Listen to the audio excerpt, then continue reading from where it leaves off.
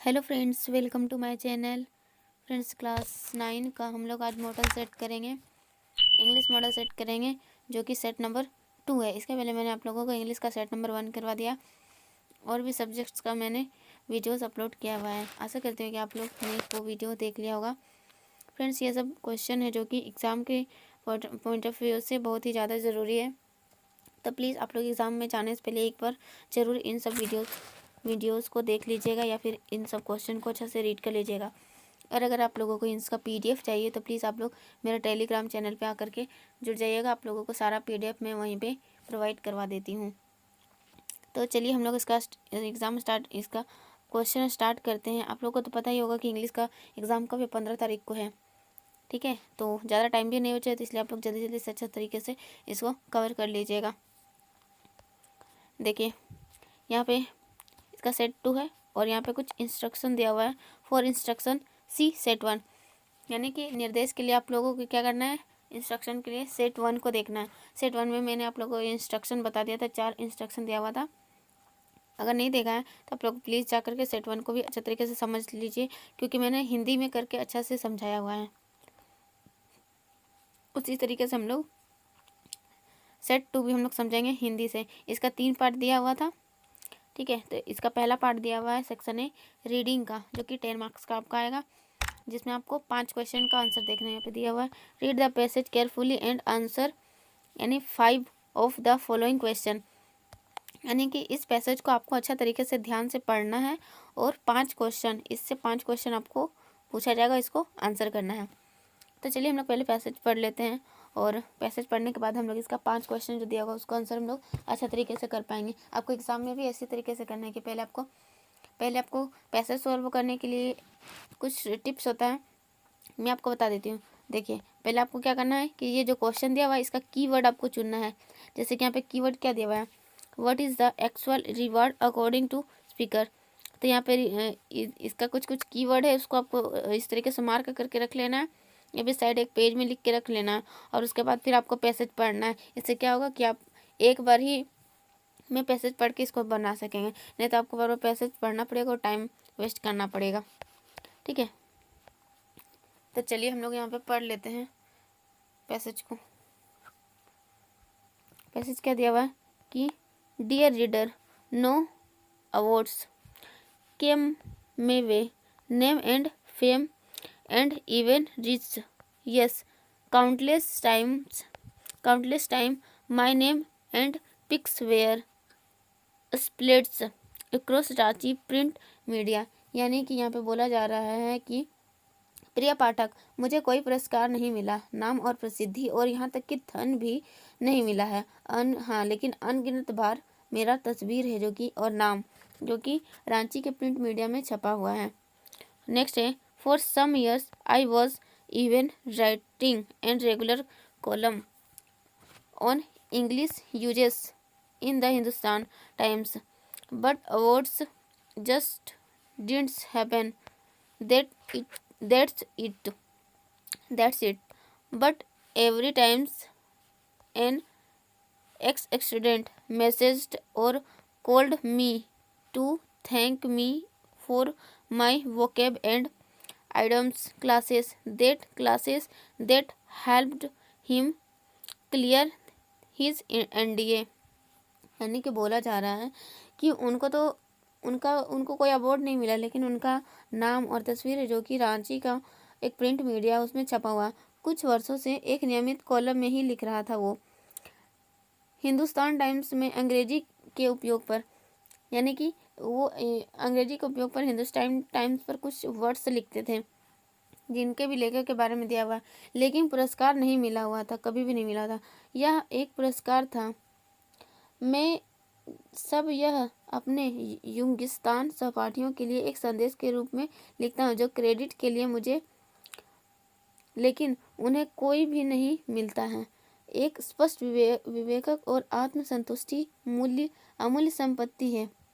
यानी कि यहाँ पे जो ये है वो क्या करते थे कि वोकेब लिखते थे, वोकेब और एडम।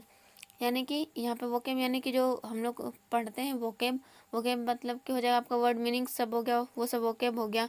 और एडम्स यानी कि कहावत सब लिखते थे, और उनका ही वोकेब और एडम्स पढ़ करके बहुत सारे लोग हैं जो कि एनडीए क्लियर किए हुए थे।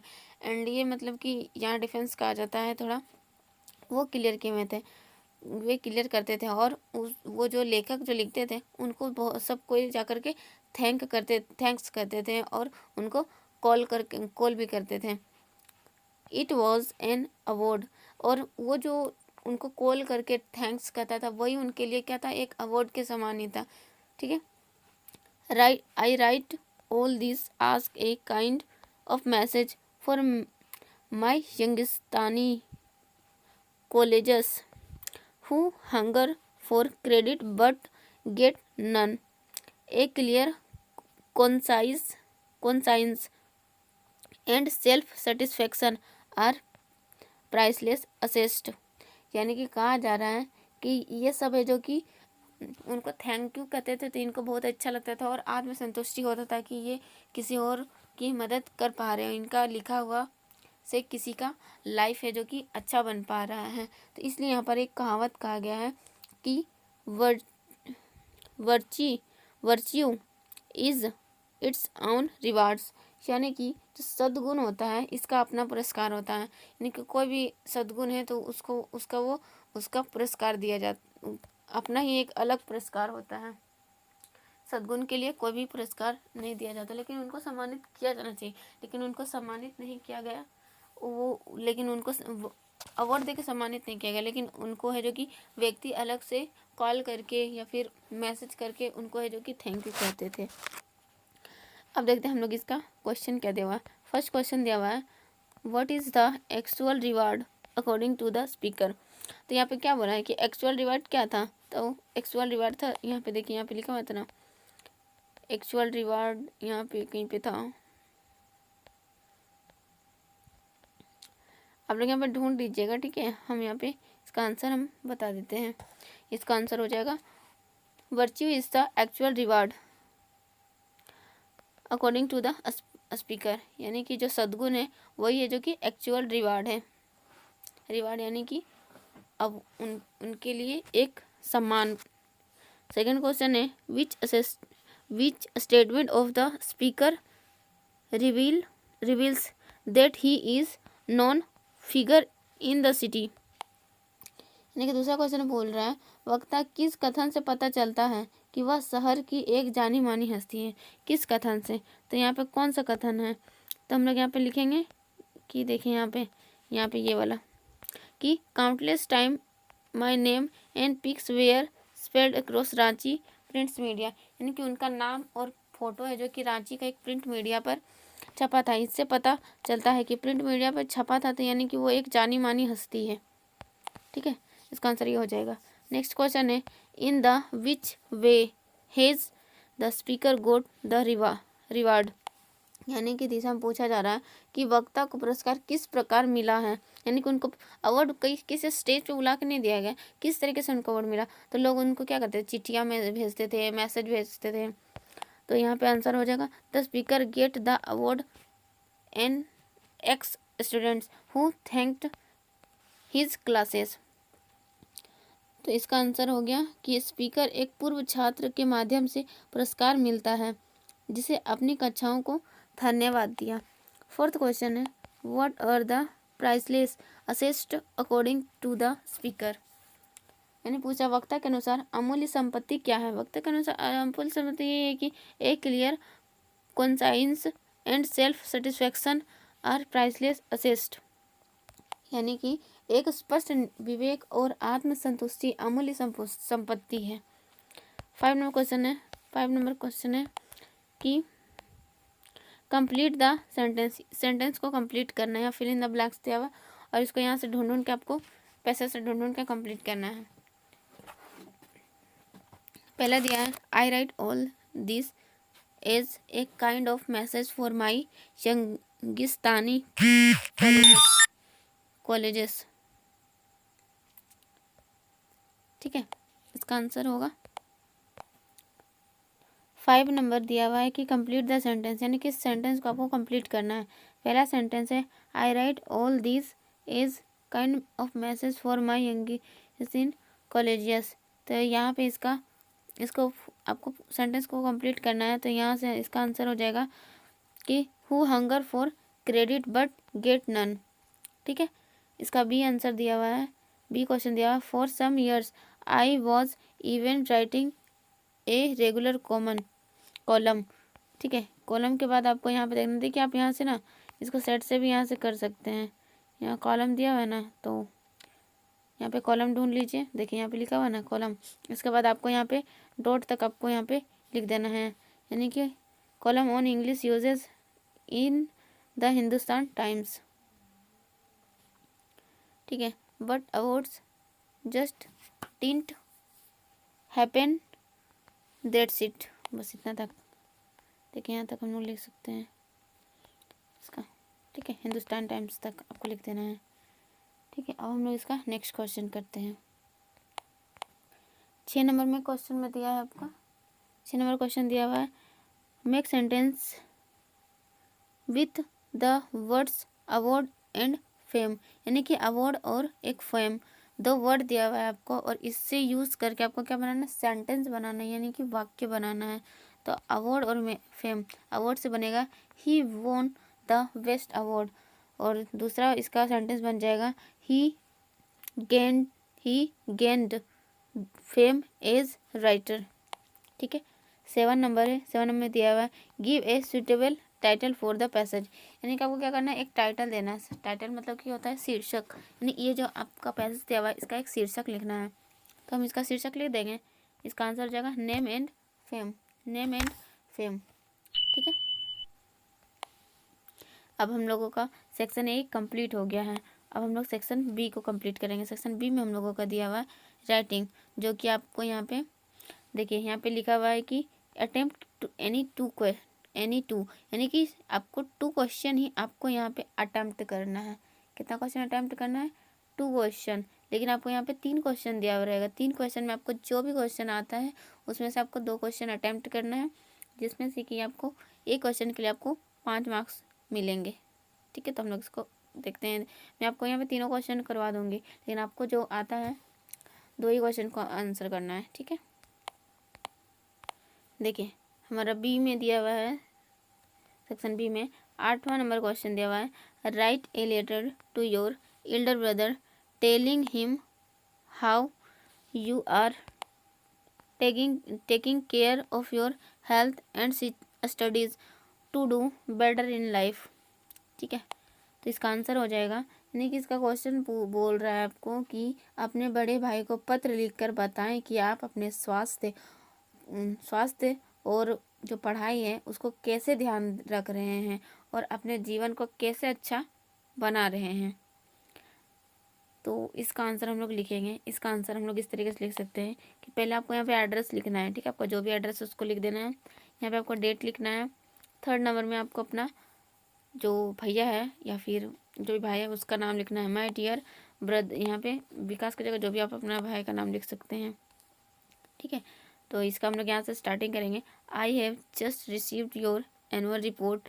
आई am delighted to see that you have stood first in your class, यानी बोल रहा है मुझे अभी आपकी वार्षिक रिपोर्ट प्राप्त हुई है, मुझे यह देखकर बहुत ही खुशी हुई है कि आप अपने कक्षा में प्रथम आए हैं।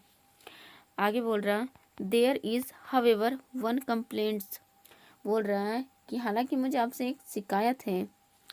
क्या शिकायत है देखते हैं।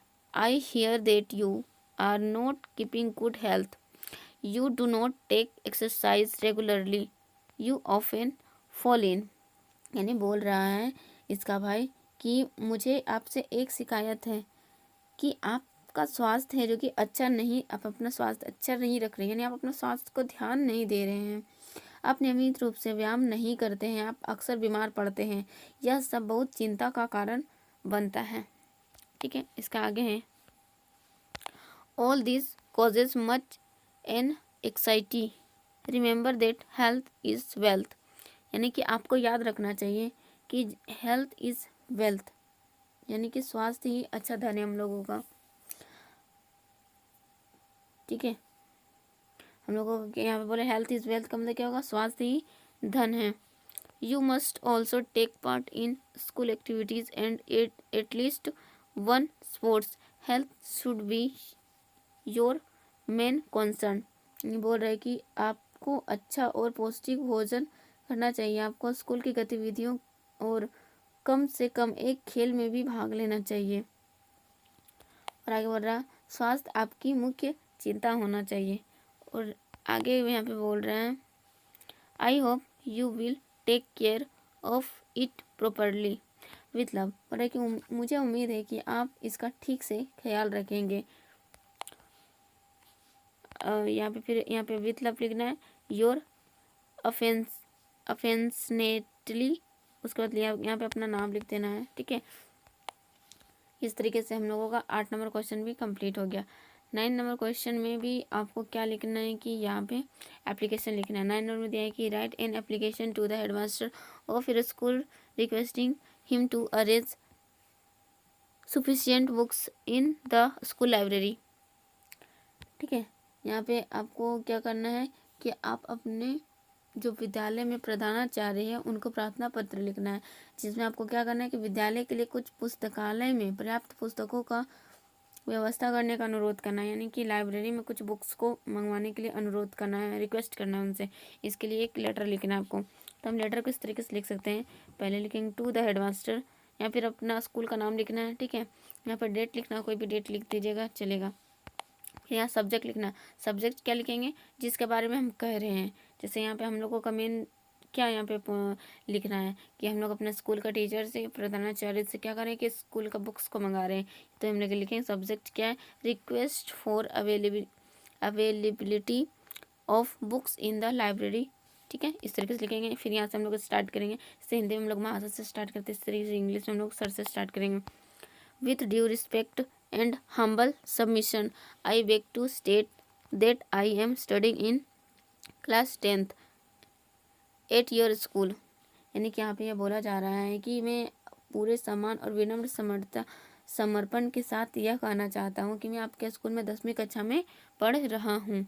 आई want to get a book of English grammar from the school library. I have not got it as yet. I am feeling that the school library does not have sufficient number of this book. यानी कह रहा है कि मैं school के पुस्तकालय से अंग्रेजी व्याकरण की एक पुस्तक प्राप्त करना चाहता हूँ, मुझे यह अभी तक प्राप्त नहीं हुआ है, यानी कि अभी तक उसको नहीं मिल पाया, वहाँ पे खोजा नहीं मिला। बोल रहा है कि मैं महसूस कर रहा हूँ कि पुस्तकालय में है जो कि पुस्तक अच्छा से मतलब कि सभी पुस्तक वहाँ पे नहीं है। तो और आगे बोल रहा है कि if I therefore request you to get more copies of such books in the school library. यानी बोल रहा है कि इसीलिए आपसे अनुरोध करता हूँ, यानी प्रधानाचार्य से अनुरोध कर रहा है कि ऐसी पुस्तकों की अधिक से अधिक जेरॉक्स कॉपी को क्या कर दिया जाए, इस पुस्तकालय में अच्छा तरीके से स्कूल का पुस्तकालय में फिर उसको अवेलेबल करवाया जाए, ताकि बच्चों को पढ़ने में आसानी हो। तो उसके बाद हम क्या करेंगे, थैंकिंग यू योर फेथफुली, यानी कि आपका विश्वासी, यहाँ पर आपका नाम देना, जो भी आपका नाम है, क्लास आपका लिख देना, यहाँ पे रोल नंबर और सेक्शन आपका लिख देना अगर सेक्शन चलता है तो। इस तरीके से हम लोगों का 9 नंबर क्वेश्चन भी कंप्लीट हो गया है। ठीक है फ्रेंड्स, अभी रात का 1 बज चुका है, तो मैं आप लोगों के लिए फिर भी रात को 1 बजे वीडियो बना रही हूँ। तो प्लीज़ फ्रेंड्स, अगर आप लोगों को समझ आ रहा होगा तो वीडियोज़ को अच्छा तरीके से देखिएगा और एग्ज़ाम में इसको लिखने का प्रयास कीजिएगा, और चैनल को सब्सक्राइब कीजिएगा, वीडियोज़ को लाइक कीजिएगा, और अपने दोस्तों के बीच में भी इसको शेयर कीजिएगा। वीडियोस बनाने में बहुत ही मेहनत लगता है, रात में भी जगना पड़ता है, तो प्लीज़ सपोर्ट कीजिएगा। ठीक है, तो चलिए बढ़ते हैं हम लोग नेक्स्ट क्वेश्चन की ओर। 10 नंबर क्वेश्चन है, write a paragraph on the value of game and sports और the life in a village. यानी कि आपको क्या करना है, यहाँ पे 2 ठो दिया हुआ है, गेम और स्पोर्ट के बारे में या फिर लाइफ इन विलेज के बारे में आपको बताना है। यानी कि खेल और खेल का मूल्य बताना है, और गांव के जीवन का महत्व बताना है आपको। यहाँ पे हम लिखेंगे, पैराग्राफ लिखेंगे। इसका इस तरीके से हम लोग लिख सकते हैं कि the value of games and sports. ठीक है, यहाँ पे लिखेंगे games and sports are vital in our life like food and drink, they are also very important. Life is dull without games. यानी कि बोला जा रहा है कि खेल खेल और उसका जो महत्व है हमारे जीवन में बहुत ज़्यादा महत्वपूर्ण है। जिस तरीके से खाने पीने की तरह इनका बहुत हम लोग खाते पीते हैं, खाना पीना हम लोगों के लिए ज़रूरी, इस तरीके से गेम्स भी थोड़ा सा हम लोगों के लिए ज़रूरी है। खेलों के बिना जीवन है जो कि हम लोगों को नीरस लगेगा। यानी कि अगर आप लोगों को गेम नहीं दिया जाए, जैसे कि आप लोग मोबाइल से गेम खेलते हैं, फ्री फायर हो या फिर जो भी गेम है उसको आप लोग नहीं खेल सकते हैं, तो आप लोगों को लूडो है या फिर जो भी गेम है आप लोग को खेलने ना दिया जाए, सिर्फ घर में बैठा के रखा जाए, तो कैसा लगेगा, बोरिंग टाइप से लगेगा। तो इसीलिए बोला जा रहा है कि गेम हम लोगों के लिए थोड़ा ज़रूरी है इंटरटेनमेंट के लिए। और फिर आगे क्या बोला जा रहा है देखते हैं। They train our minds and shape our thinking. A real sportsman is a true gentleman. Games and sports inculcate in us the spirit of cooperation, discipline, honesty and sportsmanship। यहाँ पे आगे बोला जा रहा है कि खेलकूद से हमारे साथी का विकास होता है।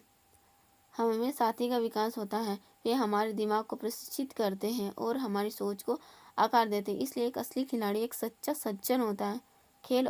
खेल हमारे अंदर सहयोग, अनुशासन, ईमानदारी और खेल भावना को पैदा करते हैं। A sportsman has healthy spirit competition.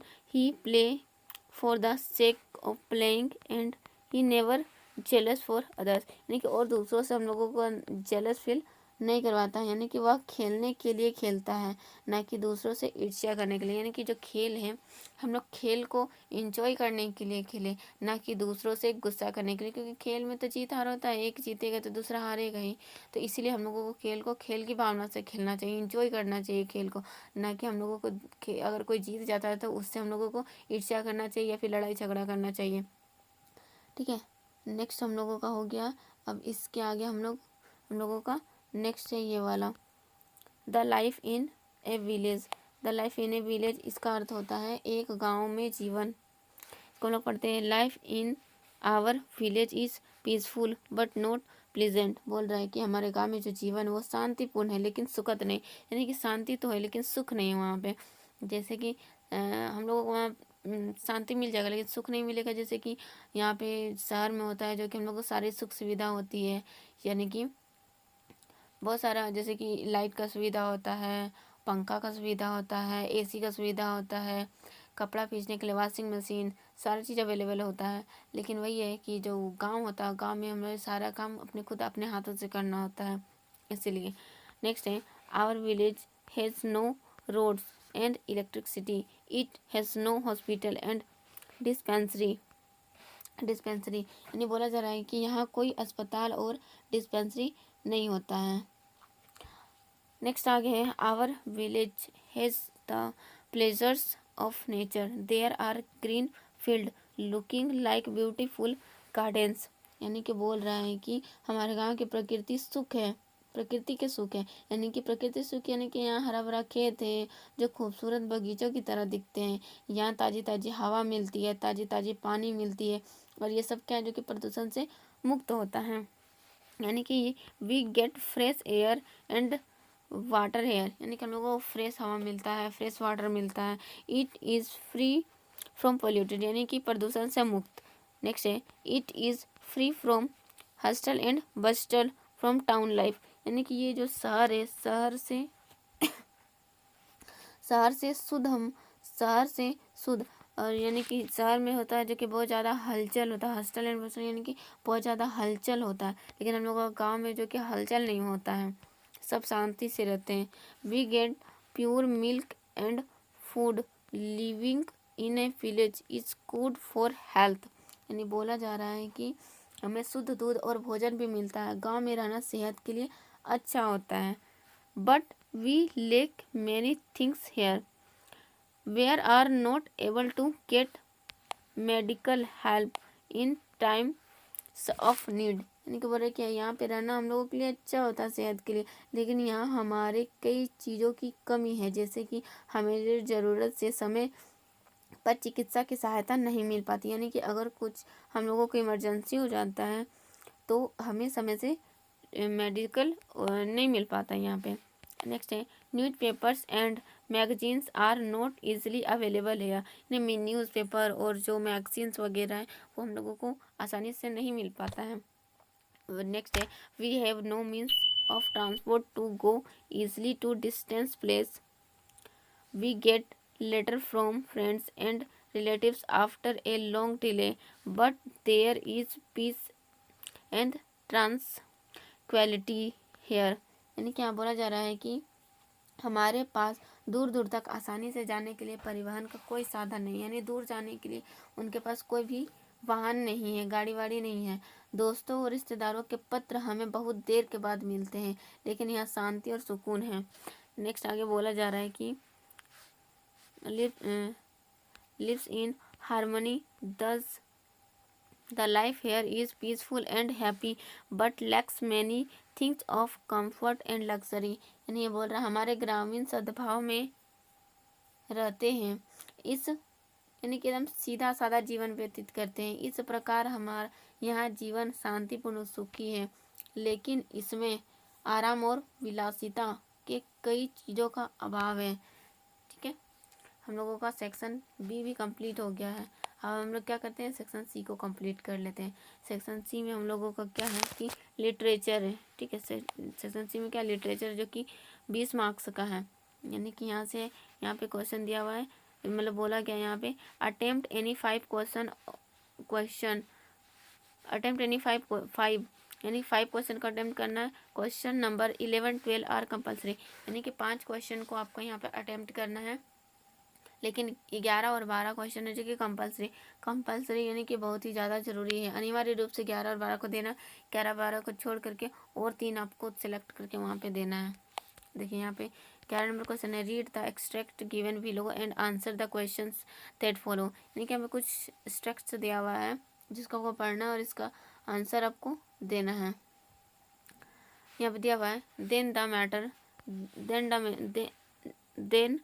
Matter of scorching and choking in sun and air, browning, hardening, twisting with ring and then it is done। यानी कि बोला जा रहा है कि झुलसाने और दम घुटने से धूप में और हवा में ब्राउनिंग सख्त होती है, मुड़ना और मुरझाना और फिर किया जाता है। यानी कि यहाँ पे अब हम लोगों को यहाँ पे क्या करना है, इससे संबंधित यहाँ इससे रिलेटेड क्वेश्चन दिया हुआ, इससे रिलेटेड क्वेश्चन को हमको यहाँ से सॉल्व करना है। पहला दिया हुआ है कि name the poem from where is extract has been taken, बोल रहे कि उस कविता का नाम बताइए जहाँ से ये इस लाइन्स को लिया गया है। तो इस लाइन्स को किस कविता से लिया गया है, तो ऑन किलिंग ए ट्री से इसको लिया गया है। नेक्स्ट बी नंबर में दिया है who was written this lines, यानी कि कौन है जो कि इन लाइन्स को लिखे हैं, कौन कवि का नाम बताना है। तो लिखेंगे यहाँ पे गिव पैटर्न, ठीक है, गिव पाटिल ने लिखा हुआ है। सी नंबर क्वेश्चन दिया हुआ है how does the life of the tree come to an end, यानी बोला जा रहा है पेड़ का जीवन कैसे समाप्त होता है। तो मैं इसका आंसर दे देंगे sun and air give life to the tree so long as it is held firmly by the earth, but the roots of a tree die when exposed to sun and air। यानी बोल रहा है कि सूर्य और वायु को तब तक जीवन देता है जब तक कि वह पृथ्वी द्वारा मजबूती से धारण किया जाता है, लेकिन धूप और हवा के संपर्क में आने से पेड़ की जड़ें मर जाती है, जिससे पेड़ है जो कि उसका समाप्त हो जाता है। ठीक है, इसका क्वेश्चन भी हम लोगों ने कंप्लीट कर लिया है। अब हम लोगों का 12 नंबर क्वेश्चन है, ये भी बहुत ज़्यादा ज़रूरी है, देख लेते हैं। Read the passage and answer the following question, यानी कि यहाँ से पैसेज पढ़ना, आपको क्वेश्चन का आंसर यहाँ पे करना है। तो यहाँ पे पढ़ते हैं drink the 1992 Everest mission, Santosh Yadav provided the special care to a climber who lay dying at the South Pole। यानी कि बोला जा रहा है यहाँ पे कि 1992 के एवरेस्ट में जो चढ़ रहा था, एवरेस्ट मिशन था 92 में, उसमें संतोष यादव ने एक कोलंबर को विशेष देखभाल प्रदान किया जो दक्षिण कर्नल सी को बचाने में औपचारिक रूप से असफल रहा था। ठीक है, और फिर इसके आगे she was unfortunately unsuccessful in saving him, यानी कि संतोष यादव जो कि उनको बचाया था, लेकिन वो है जो कि दुर्भाग्यवश है जो कि वो बच नहीं सके थे। नेक्स्ट है however he manage to save another climber Mohan Singh who would have met with the same fate had she not shared her oxygen with him। यानी कि बोला जा रहा है कि हालांकि वह शेर मोहन सिंह को बचाने में कामयाब रही, जो उसके साथ ऑक्सीजन साझा न करने के साथ उसी भाग्य का सामना कर सकता था। ठीक है, तो अब हम इसका आंसर देख लेते हैं, मतलब क्वेश्चन देखते हैं, उसके बाद आंसर देखेंगे क्या पूछा हुआ है क्वेश्चन में। क्वेश्चन पहला पूछा हुआ है कि how did Santosh Yadav help her fellow climber, यानी कि क्वेश्चन बोल रहा है कि संतोष यादव ने अपने साथी पर्वतरोही की मदद कैसे की। पर्वतरोही उसे कहते हैं जो पर्वत पर चढ़ता है, तो इसका एक आंसर है कि she shared her oxygen with him and saved his life, यानी कि ऊपर चढ़ते समय क्या हुआ कि ऑक्सीजन खत्म हो गया था, तो संतोष ने क्या किया था, उनका अपना ऑक्सीजन का जो डब्बा था उनको है जो कि शेयर किया, तब जा कर के वो सांस ले करके जीवित रहे। बी नंबर दिया हुआ है कि what did it say about Santosh Yadav. B में बोला जा रहा है संतोष यादव ने एक पर्वतरोही को विशेष देखभाल प्रदान की। बोला कि बी में बोला कि संतोष यादव के बारे में क्या कहता है। उन्होंने क्या कहा संतोष यादव के बारे में, बोला कि Santosh Yadav provided special care climber, पर्वतरोही का स्पेशल से ख्याल रखा। सेम बोला choose the same word for destiny from the passage, यानी डेस्टिनी का अर्थ क्या है, तो इसका आंसर हो जाएगा फेट। फेट का मतलब हो गया भाग। 13 नंबर क्वेश्चन है how does the poet suggest that all people on the earth are same, इसका आंसर दिया हुआ है। क्वेश्चन पूछ रहा है कवि कैसे सुझाव देता है कि पृथ्वी पर सभी लोग समान है, इसका आंसर होगा the poet suggest that all people on the earth are the same, it is because the land through the world is like ours, it is the same earth over which all walk and die over it, after death our ashes will mingle in it। यानी कि बोला जा रहा है कि कवि का सुझाव है जो कि यहाँ पर कवि का सुझाव है कि पृथ्वी पर सभी लोग हैं, सभी लोग वही है, सभी लोग यहाँ पे हैं, मतलब ऐसा इसीलिए है क्योंकि पूरी दुनिया की ज़मीन पर हमारे जैसे ही जीव यहाँ पे है, वह वही पृथ्वी है जिस पर सब चलते हैं और उस पर मरते ही हैं, मरने के बाद हमारी राख उसी में मिल जाती है, यानी कि पृथ्वी में ही मिल जाती हैं, इसलिए हम लोग पृथ्वी के ही जैसे हैं, यहाँ पे बताया गया। 14 नंबर क्वेश्चन है what is the meaning of bleeding dark, bleeding bark, what makes it bleed, बोला जा रहा है कि छाल के खून बहने का क्या मतलब है, क्या लहू लुहान कर देता है, तो हम इसका आंसर लिखेंगे इस तरीके से the bark or outer skin of the tree wounded when one pierces a knife into it, as blood oozes out of the body, so does same juice flow out of the bark, but it helps with the passage of time। बोला जा रहा है कि चाकू के वार करने पर पेड़ की छाल या बाहरी त्वचा घायल हो जाती है, जैसे शरीर से खून निकलने लगता है वैसे ही छाल से कुछ रस निकलने लगता है, लेकिन यह समय बीतने के साथ क्या होता है, ठीक हो जाता है। नेक्स्ट क्वेश्चन हम लोगों का 15 नंबर का क्वेश्चन है। ठीक है, 15 क्वेश्चन दिया हुआ है कि what shows Santosh Yadav constant for environment, यानी कि बोला जा रहा है कि क्या दर्शाता है संतोष यादव को पर्यावरण के प्रति चिंता। तो ये इसका आंसर होगा Santosh was a great and courageous environmentalist will she had finished her unfurling of the national flag at the Mount Everest. She collected 500 kilograms of garbage from there. She brought to down. इसका answer मतलब कि वो बोल रहा है कि संतोष एक महान और साहसी पर्यावरणविद थी। जब उन्होंने माउंट एवरेस्ट पर अपना राष्ट्रीय ध्वज फहराया था, तब उन्होंने वहां से क्या किया था कि 500 केजी कचरा एकत्र किया था। यानी कि माउंटेन फहराने के बाद वहां पे जो कचरा था 500 केजी कचरा एकत्र किया था और नीचे लेके भी आई थी, इसीलिए।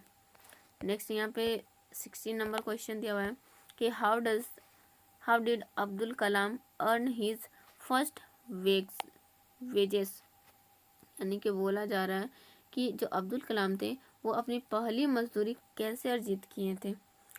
तो इसका आंसर होगा he earned his first wages by assisting his cousin Shamsuddin in catching the bundle of newspaper throw from the train.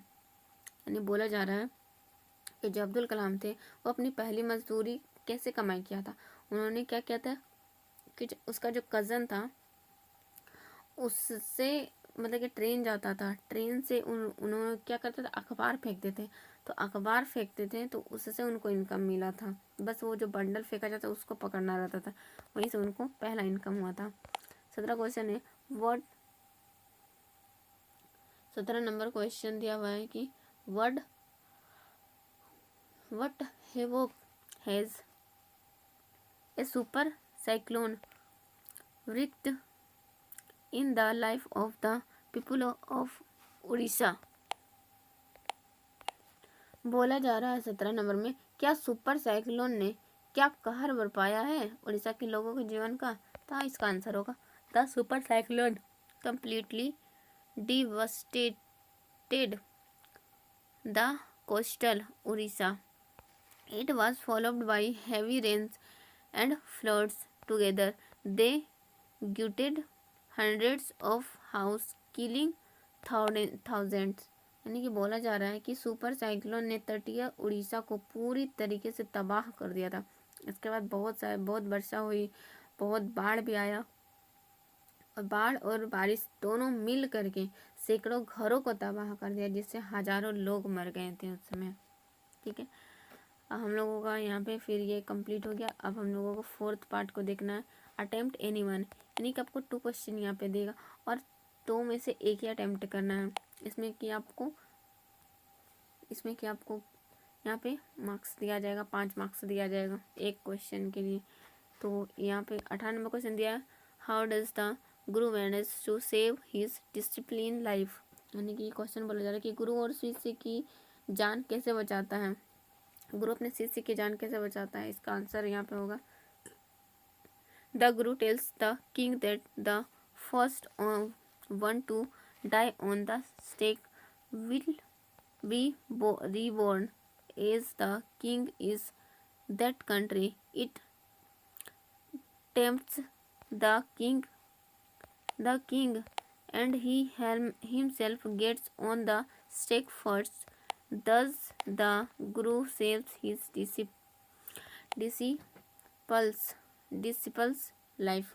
यानी कि बोला जा रहा है यहाँ पैटिन में कि जब गुरु राजा से कहता है कि जो सबसे पहले दांव पर लगा होगा उस देश के राजा के रूप में पुनर्जन्म होगा, यह राजा को लुभाता है और वह स्वयं पहले दांव पर लग जाता है। इस प्रकार गुरु अपने शिष्य के जीवन को बचाता है। 19 नंबर क्वेश्चन दिया हुआ है, 19 नंबर क्वेश्चन दिया हुआ है कि write the character sketch of Johnsy in the story the last leaf.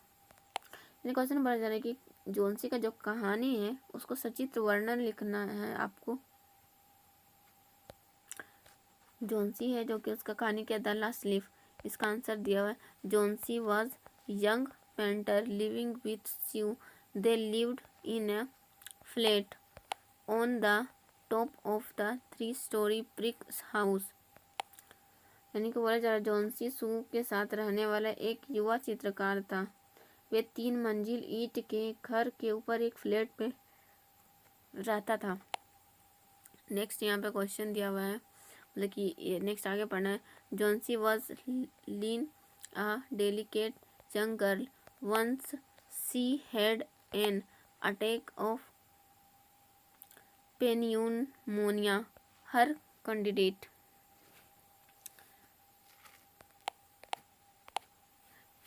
deteriorated. The doctor who examined her cleared that her chances of recovery were thin. यानी बोला जा रहा है कि जो जोन्सी एक पतली दुबली और नाजुक युवती थी। एक बार उन्हें निमोनिया का अटैक आया। उसकी हालत बिगड़ती गई जिसकी जांच करने पर डॉक्टर ने क्या बोला कि उन्हें ठीक होने की संभावना बहुत कम है। उसकी समस्या शारीरिक से ज़्यादा मानसिक रूप से वो बीमार है। तो फिर अब जोन्सी क्या करता है, Johnsy was weak hearted and super situations girl. She developed a foolish superstition. It was that she would die the moment the last leaf on Ivy fell down. But she used selfless service and Behrman's masterpiece, The Last Leaf, saved her. क्या हुआ? Saved her.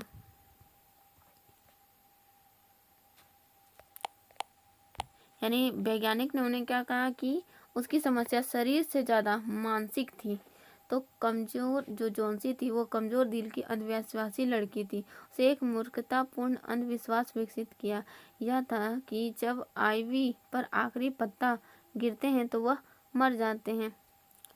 इस तरीके से उनको क्या किया गया था, बोला गया था।